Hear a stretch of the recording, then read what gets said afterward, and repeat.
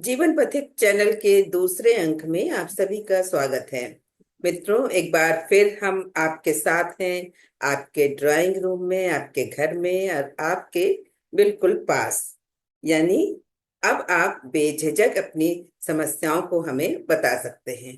और आज हम हर एक व्यक्ति की पर्टिकुलरली प्रॉब्लम सुनेंगे और उसको सॉल्व भी करेंगे।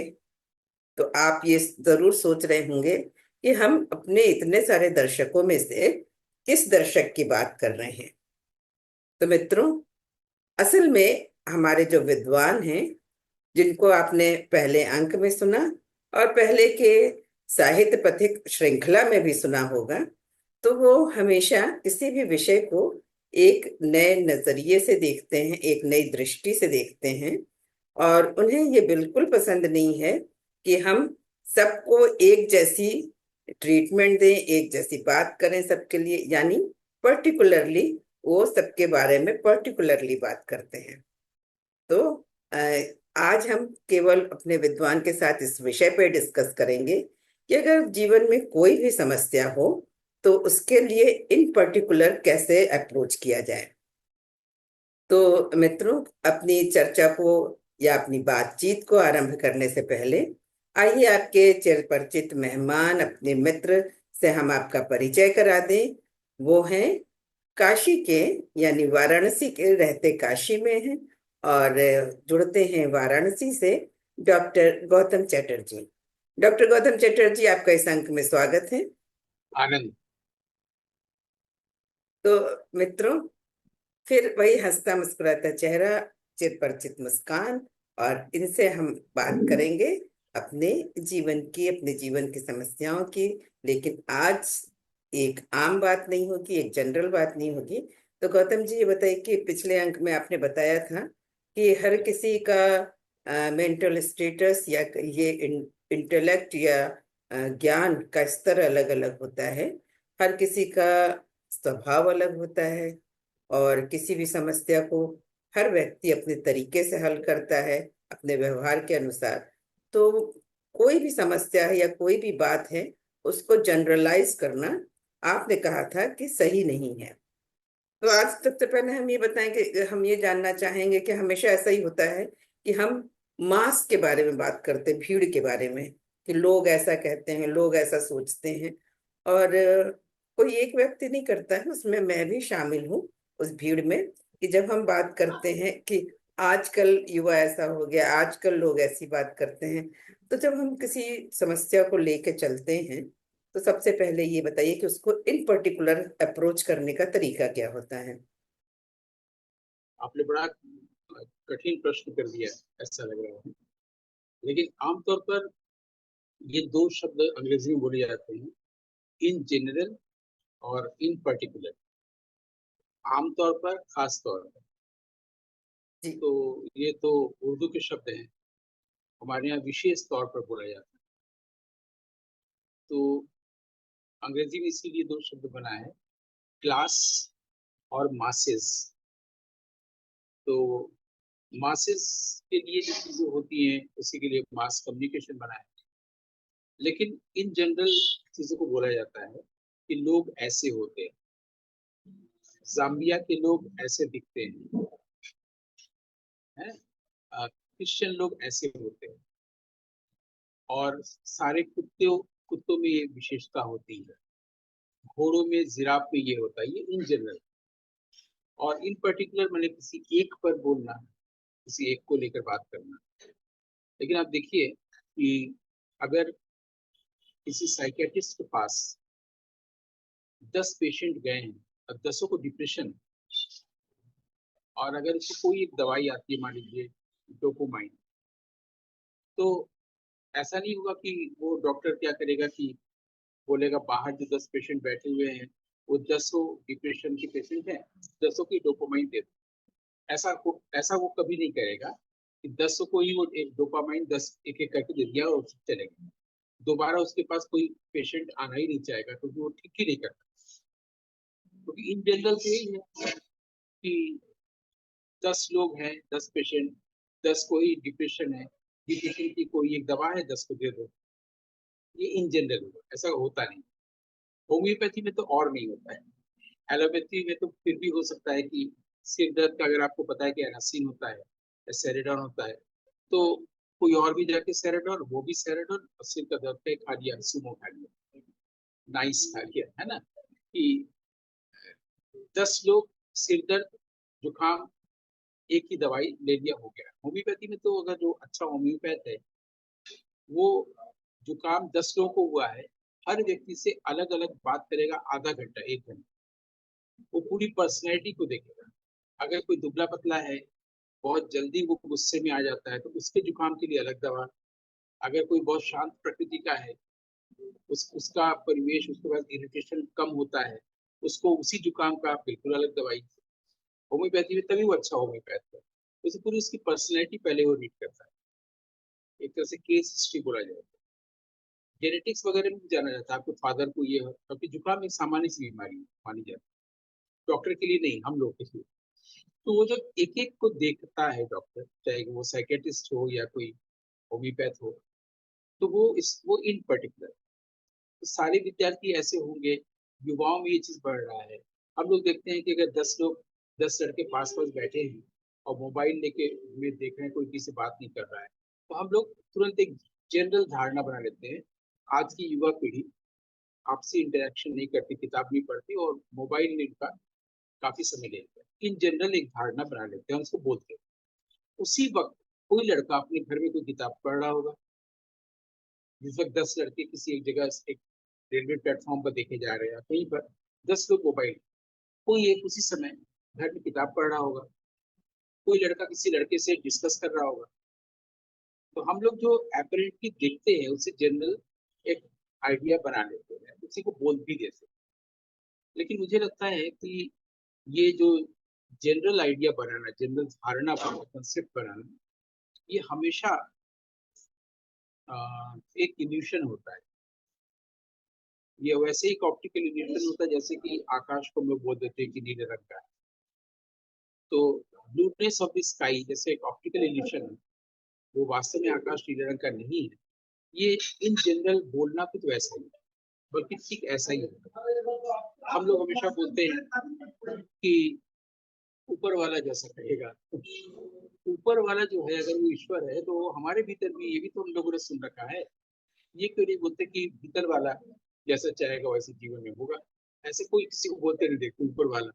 ये आकाश बोलते ही ऊपर, तो आकाश कभी भी आज तक किसी को दिखा नहीं है, लेकिन सब लोग ये मानते हैं कि आकाश की कोई सत्ता है, एग्जिस्टेंस है।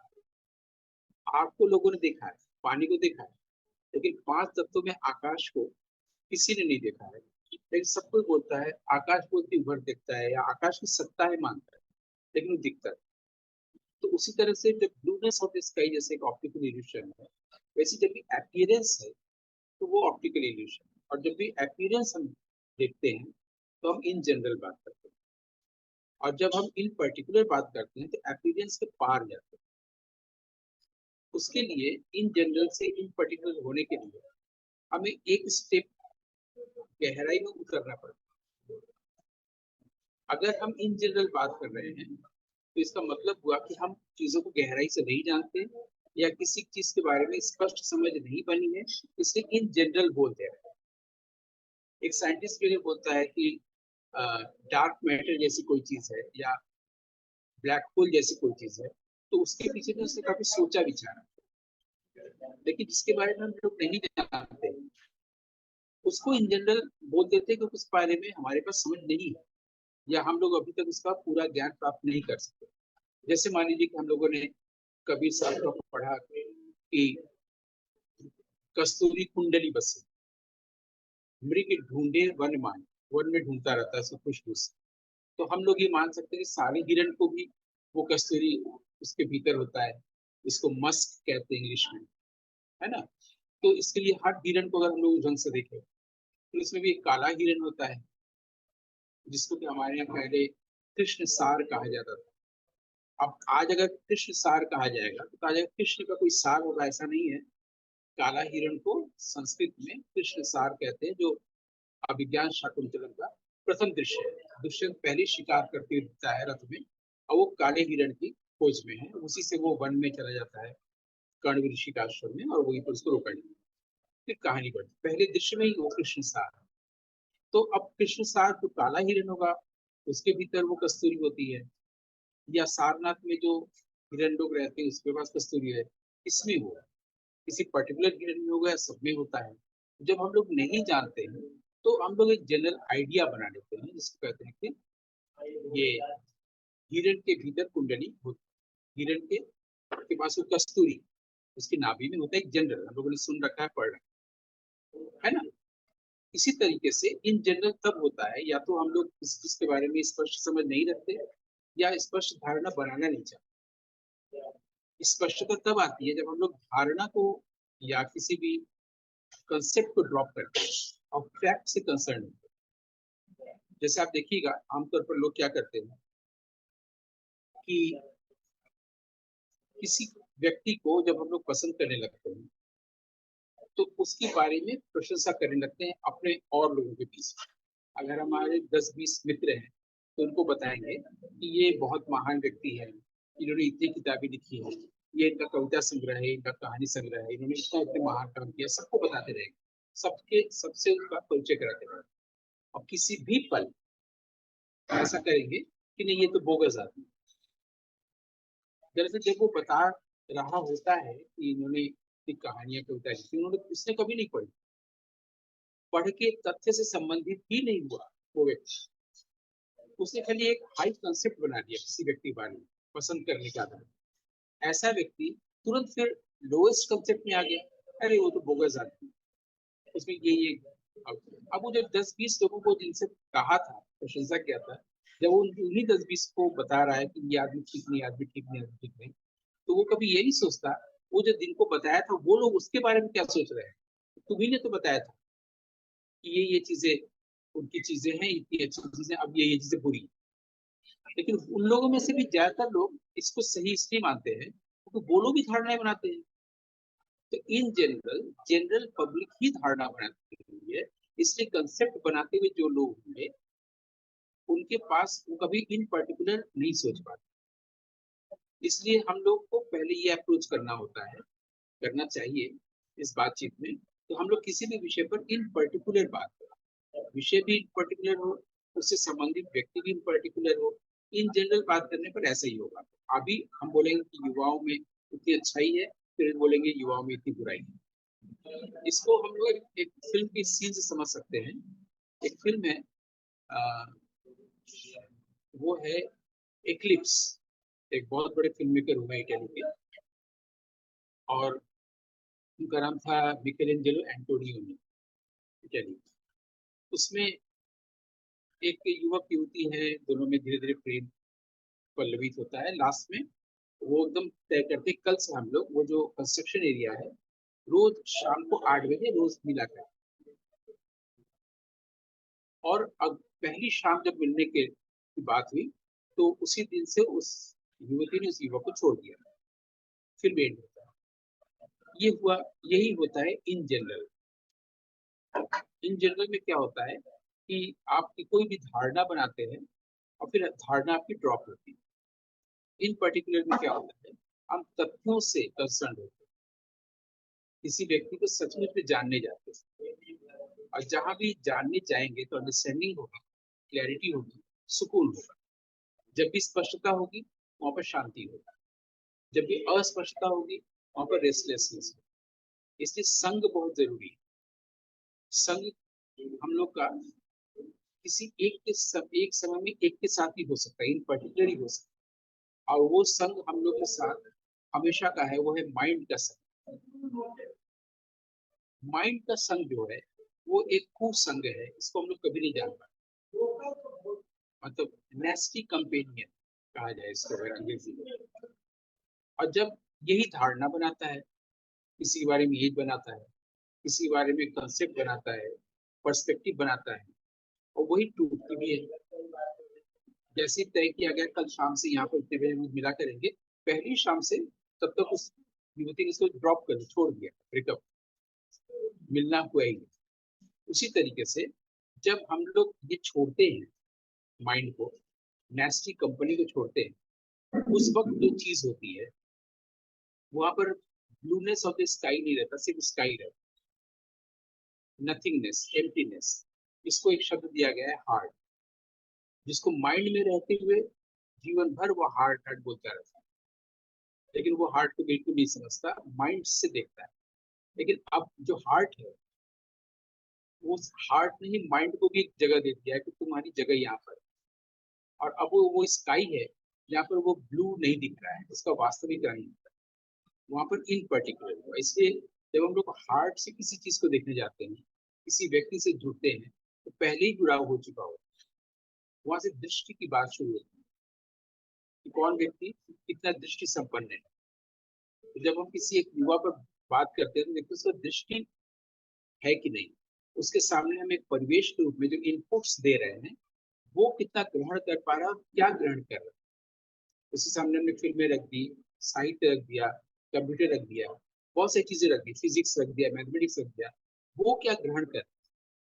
और जब हम देखेंगे कि वो कोई एक पर्टिकुलर चीज में रुचि ले रहा है बच्चा, तब हम देखेंगे कि इसका मतलब तुम्हारा इंटरेस्ट किसमें है, स्टिक टू दैट, उसी पे स्टिक करो। जब वो ये सीखेगा तो ये भी कर ले, वो भी कर ले, गाड़ी चलाना भी सीख ले, उर्दू भी भाषा सीख ले, फिल्म का भी देख ले, वो भी जान ले, नहीं कर, क्योंकि ये आदमी तब करता है युवा अवस्था में जब वो माइंड में होता है, और माइंड का काम ही है दिल भ्रमित करता है। और परिवेश का, संघ का, बड़ों का काम ही है उसको इन पर्टिकुलर बनाते रहना, परिवेश इस तरह का देना कि उसके सामने सब रख दिया गया। खाना बनाना भी सामने है, फिजिक्स मैथमेटिक्स भी सामने है, और फिल्म और लिटरेचर भी सामने है। उसकी रुचि किसमें है, वो अगर लिटरेचर में रुचि है, लिटरेचर में वो कितना ग्रहण कर पा रहा है, इस तरह से उसके भीतर की पात्रता को बनाना, ताकि वो और रिसीव करे, उसकी रिसेप्टिविटी को तैयार करना, ये होता है कि एक इन पर्टिकुलर काम। अदरवाइज इन जनरल बात करने में वही बात होगी कि अभी हम बोलेंगे कि अमेरिका अच्छा है, अभी हम बोलेंगे अमेरिका अच्छा नहीं है, अभी बोलेंगे इसराइल बुरा है, तो अभी हम बोलेंगे इसराइल अच्छा है। ये करते रहेंगे सारा जीवन, कभी भी एक निश्चित धारणा नहीं बना पाएंगे, हमेशा एम्बिग्यूटी रहेगा। और हर वक्त ये लगेगा कि हम शायद सही बोल रहे हैं, लेकिन वो फिर बदल जाएगा। 5 साल बाद हम जो सोचते थे अपनी बात को गलत कह रहे होंगे, या 1 साल बाद, या 10-20 साल बाद हम जिससे भगवान समझते थे उसको अब हम दुष्ट समझ रहे हैं, हम जिसको दुष्ट समझते थे उसको अब हम योगी समझ रहे हैं, है ना। ये अगर पहला वाला भी गलत है, दूसरा वाला भी गलत है, क्योंकि हम जो इसके इस्तेमाल किए उसको हमको आया ही नहीं है देखना। अब देखना देखना जिसको नहीं आया है उसको करना भी नहीं आया। देखना ज्ञान है, करना क्रिया है। तो देखना कैसे हो, वो एक पर्सपेक्टिव होता है, एक परसेप्शन होता है हमेशा।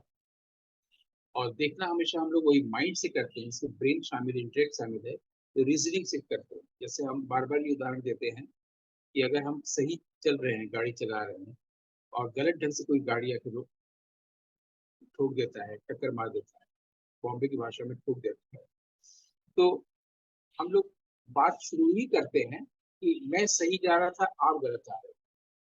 वो भी अपनी रीजनिंग देता है। और रीजनिंग को हमारे यहाँ लॉजिक्स और लॉजिक और रीजनिंग को बहुत हाई स्थान दिया गया है ह्यूमन इंटेलिजेंस की दुनिया में। और सबका अपना रीजनिंग है। जो आके लड़ाया उसके पास भी रीजनिंग है, जिसका चोट लगी उसको भी रीजनिंग है। तो अगर रीजनिंग अच्छी चीज है, तो इतने सारे लोगों की अलग अलग इतनी रीजनिंग क्यों, एक रीजनिंग होनी चाहिए। ये लॉजिकल बात है। लेकिन रीजनिंग की जगह पर अगर जिसको चोट लगी वो हार्ट की ओर से देखेगा, तो वो उस वाले गाड़ी वाले को जरूर बोलेगा कि आपको चोट तो नहीं लगी। क्योंकि हार्ट में आती पहला भाव आता है प्रेम का, और सेपरेशन नहीं रह जाता दो व्यक्ति के बीच में।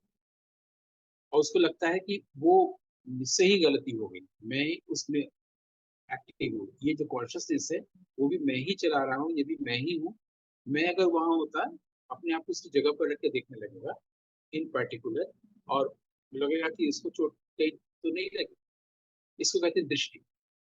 कि जब हम थोड़ा विराट होकर देखते, जब हम व्यापकता में देखते, लिमिटेड होकर नहीं देखते, सिर्फ अपने तक सीमित नहीं। तो ये कुछ चीजें हुई कि नेस्टी माइंड क्या होता है, नेस्टी कंपेनियनशिप क्या होता है। हम लोग इन कंपेनियन किसी भी विषय पर बात कर सकते आपने जो शुरू में पूछा कि इन जनरल और इन पर्टिकुलर क्या है, खास खास तौर पर और आम तौर पर, तो हमने बताया कि धारणाएं बनाते हैं हम लोग, उसी से सारे प्रॉब्लम शुरू। बिल्कुल, बहुत अच्छी बात आपने कही कि जो हम लोग धारणाएं बनाते हैं, बहुत अच्छा लगा कि हमारा दृष्टिकोण अगर बदल जाए तो सबसे पहले प्रेम जागता है, करुणा जागती है, दया होती है।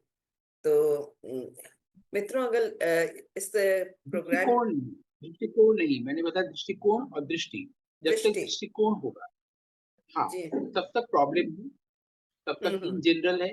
दृष्टि आते ही परसेप्शन है, और तब किसी भी तरह का कोई प्रॉब्लम नहीं। जैसे ही किसी भी चीज की हमारे पास स्पष्टता आ जाती है, क्लैरिटी आ जाती है, हमारे पास शांति आ जाती है। शांति बिल्कुल। लाने का सबसे अच्छा तरीका है क्लैरिटी रखना, किसी भी चीज को लेकर, ईश्वर को लेकर, कैरियर को लेकर, किसी भी चीज को लेकर, संबंधों को लेकर क्लैरिटी। बिल्कुल। तो मित्रों, आप भी हमारे विद्वान के कहे अनुसार एक बार अपनी दृष्टि बदल कर देखें। तो जिनसे आपको शिकायत है, शायद आपको लगेगा कि शिकायत नहीं होनी चाहिए, उनके प्रति आप सहानुभूति और प्रेम का भाव रखने लगेंगे। और एक बात मित्रों, हम ये भी कहना चाहेंगे कि अगर आपकी इन पर्टिकुलर कोई प्रॉब्लम है तो आप हमारे कमेंट बॉक्स में लिख के पूछ सकते हैं। अगले एपिसोड में फिर हम उसी पे चर्चा करेंगे। तो गौतम जी, आपने जो आज बात कही, सच में बहुत अच्छी बात कही। और कुछ ऐसे पर्टिकुलर लोगों के बारे में हम अगले अंक में पूछना चाहेंगे कि जो उनकी समस्याएं हैं और जो परेशान हैं इन पर्टिकुलर, इसीलिए मैंने कहा कि हम आपसे उनकी समस्याएं सामने रखेंगे। और अपने सभी मित्रों से भी चाहेंगे कि वो कमेंट बॉक्स में अपनी समस्याएं हमें लिखें, ताकि हम उस पर भी चर्चा कर सकें। आप आज के हमारे इस अंक में आए और हम सबके साथ मिलके सबके घरों में हम पहुंचे, सबके ड्राइंग रूम में पहुंचे और सबके मन तक भी मुझे ऐसा लगता है कि जरूर पहुंचे होंगे। तो आज के अंक के लिए डॉक्टर गौतम चटर्जी, आपका बहुत बहुत धन्यवाद। आनंद आनंद।